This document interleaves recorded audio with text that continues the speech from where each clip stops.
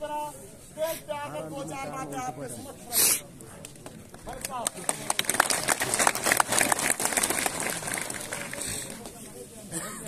मंच में उपस्थित हमारे स्टेट प्रेसिडेंट राकेश जी, हमारे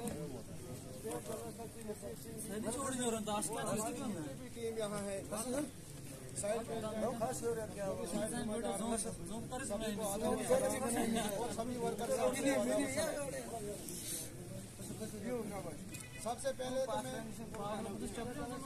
बोला 2 मिनट में खत्म करना है, यहाँ से ज्यादा टाइम नहीं लेना है। जितने भी कॉन्ट्रैक्टर्स हैं उनकी सैलरी आ गई, अगर किसी को बताए तो ये बताओ सबकी सैलरी आ गई?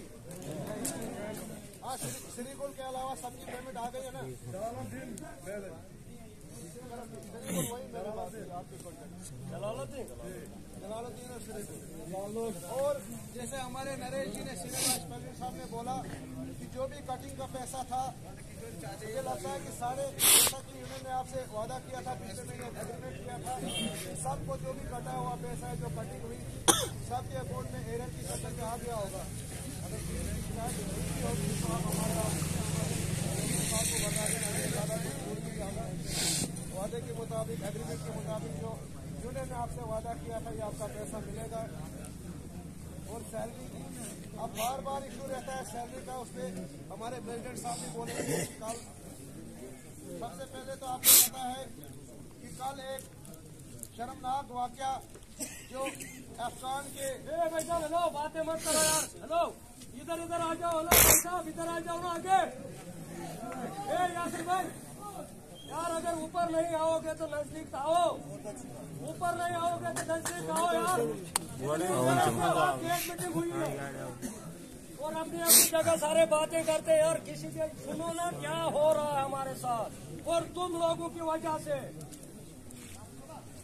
और सुनो ना क्या क्या करते हैं हम लोगों के साथ ये कतार, वो तो सुनो। पहले तो मैं चलो, अगर अपने परिवार में गिले शिकवे होते हैं वक्ती तौर पे, मुझे भी गिला होगा, फारूक साहब को, हमारे स्टेट जनरल सेक्रेटरी साहब को।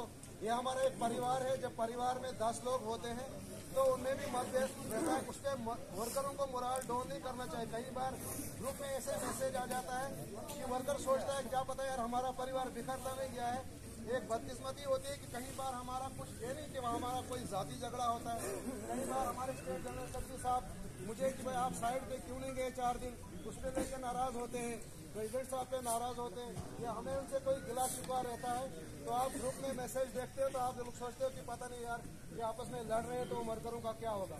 लेकिन एक बात का आश्वासन मैं आपको देना चाहता हूँ, हमारा जितना भी गिला शिकवा होता है इसी काम को लेकर, हमारा कोई जाति झगड़ा नहीं होता है। कई बार मुझसे नाराज रहते हैं यार आप 4 दिन साइड पे क्यों नहीं गए, वहाँ पे वर्कर की प्रॉब्लम क्यों नहीं सुनी, या मुझे अच्छा नहीं लगता तो मैं उनको बोलता हूँ सर मैं गया था या नहीं। चलो उसमें वर्करों का मोरल डाउन नहीं होना चाहिए। जब आपके हित की बात आती है, आपके हक की बात होती है, तो आप यकीन माने कि उस वक्त हम आपके साथ खड़े रहे थे, रहेंगे और आगे भी रहेंगे, इस बात का यकीन माने।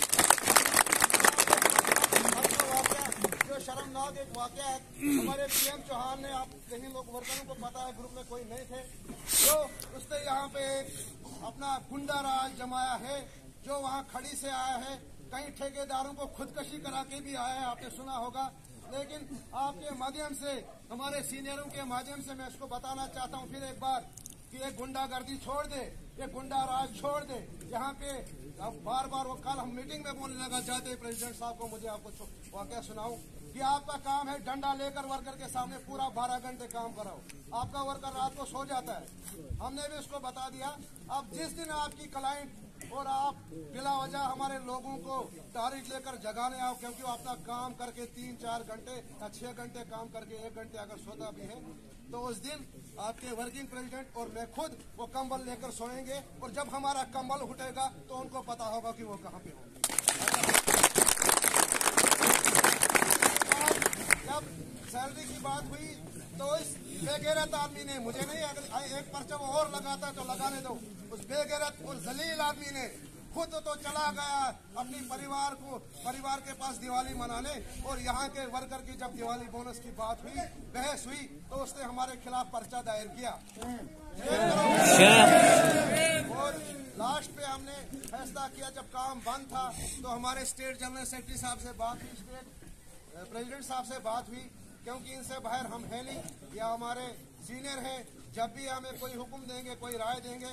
लेकिन मैं फिर आपके माध्यम से इनको बताना चाहता हूँ, एक अदरवाइज नहीं ले कि मैं जाती तौर पर मैं वर्कर के मामले में कभी दबाव में नहीं आऊंगा, ये याद रखना सर। अगर मुझे चाहे यूनियन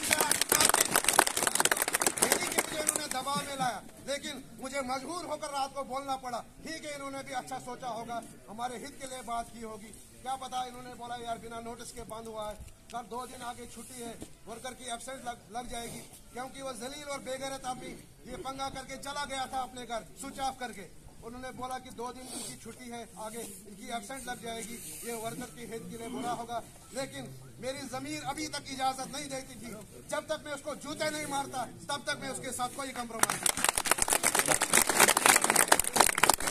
स्टेट प्रेसिडेंट साहब का शुक्रिया, स्टेट जनरल सेक्रेटरी साहब का शुक्रिया, जिन्होंने एक शर्त रखी कि शाम 8 बजे से पहले वो अपना पर्चा वापस ले ले, क्योंकि पर्चा हमारा भी लगा था, उसका भी लगा था। जो कानून की प्रक्रिया थी वो उस पर देखते कि हमने क्या बोला। और उस जलील आदमी ने ऐसे इल्जाम लगाए मुझ पर कि इसने मुझे मिलिटेंटों की धमकी दी। उसको ये एक पीएम होने के नाते जो इतनी बड़ी कुर्सी पे बैठा है, उसने ये इल्जाम लगाया कि मैंने उसको मिलिटेंटों की धमकी दी मारने की, जबकि केवल जी और लोग मेरे साथी फारूक साहब वहां थे। अगर उसके कानून तक मेरी बात पहुंचती है तो मैं इसको फिर एक बार कहना चाहता हूं कि वर्कर के मामले में तेरे जैसे 10 चौहान भी आएंगे तो हम यहाँ पे सौदा नहीं होने देंगे।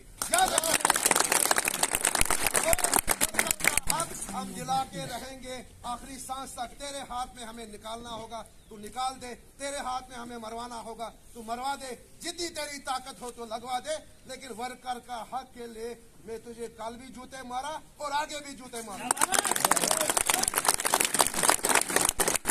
मैंने आपको शॉर्टकट में आपको बोला कि आप सब लोगों का, स्टेट जनरल सेक्रेटरी साहब का, स्टेट प्रेसिडेंट साहब का गिला रहता है कि यार अगर आपने एग्रीमेंट भी किया, इनको आपने वो जो कटिंग पैसा हुआ था एरियर में दिलाया, दिवाली बोनस की बात की, आपके जेक्टों की परसों फाइनल बात हुई, अच्छी जेक्टें ला रहे हैं इस बार की, कम से कम वो 2 सीजन तो निकाल दे। आपके बूट की बात हुई, कई बार हमारा वर्कर साथी, छोटी सी बात मैंने परसों ग्रुप में भी डाला था कि अगर थोड़ा सा टाइमिंग में ये हुआ तो एकदम से मैसेज करते हैं यूनियन क्या करती, यूनियन आप पे जुल्म करने के लिए नहीं, या आप कान खोल के सुन लेना, यूनियन आपके हक में है, यूनियन आपके हक के लिए है, यूनियन खड़ी रहेगी। आप यकीन मान लेना कि मैंने बार बार इस मंच से बोला कि ये टीम वहां से कसम खा के निकली है उस शायर असरार के दरबार से, इस चांदनी माता के जहाँ जिस लोग जो पूरे इलाका पूरी दुनिया इनको जानती है कि इसका मुकाम क्या है, उस ज़ियारत का मुकाम क्या है।